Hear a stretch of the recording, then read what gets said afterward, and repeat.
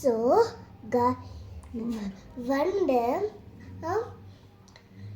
One day ನಮ್ಮ ಸ್ಕೂಲಿಗೆ traffic police ಬಂದಿದ್ರು. ಸೊ ಅವರು ಒಂದು ದೊಡ್ಡ ಸ್ಕ್ರೀನ್ ತೊಗೊಂಬಂದಿದ್ರು. ಸೊ ಅದರಲ್ಲಿ ಟ್ರಾಫಿಕ್ ರೂಲ್ಸು ತೋರಿಸಿದ್ರು ನಮಗೆ. ಆ ಟ್ರಾಫಿಕ್ ರೂಲ್ಸ್ ಎಲ್ಲ ನಿಮಗೆ ಹೇಳಿ. ಸೊ ಗಾಡೀಲಿ ಹೋಗುವಾಗ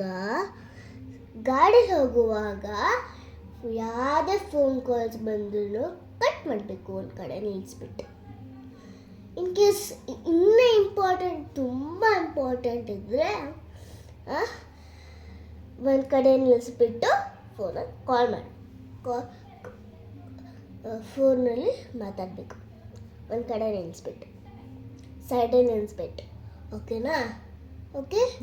okay. So next rule, only 2 rules ಅದ. Okay,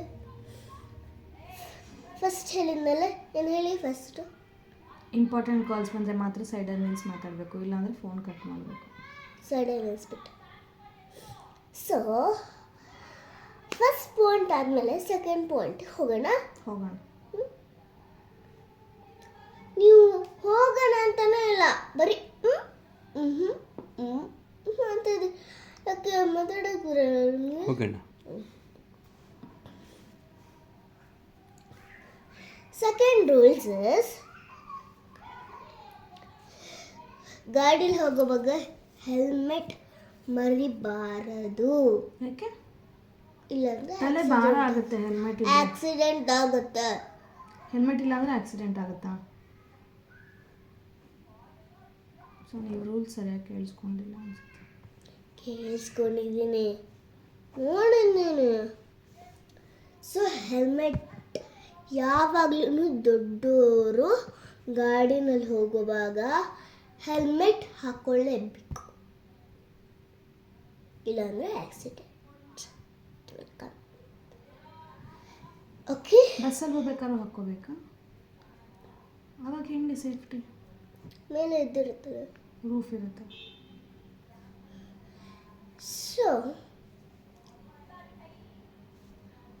so first rules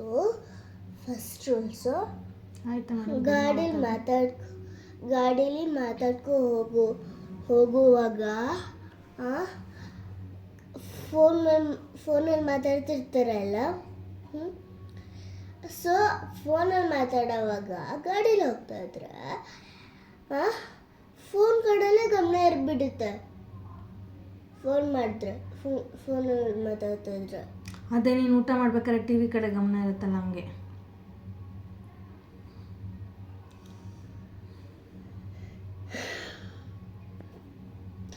okay. Release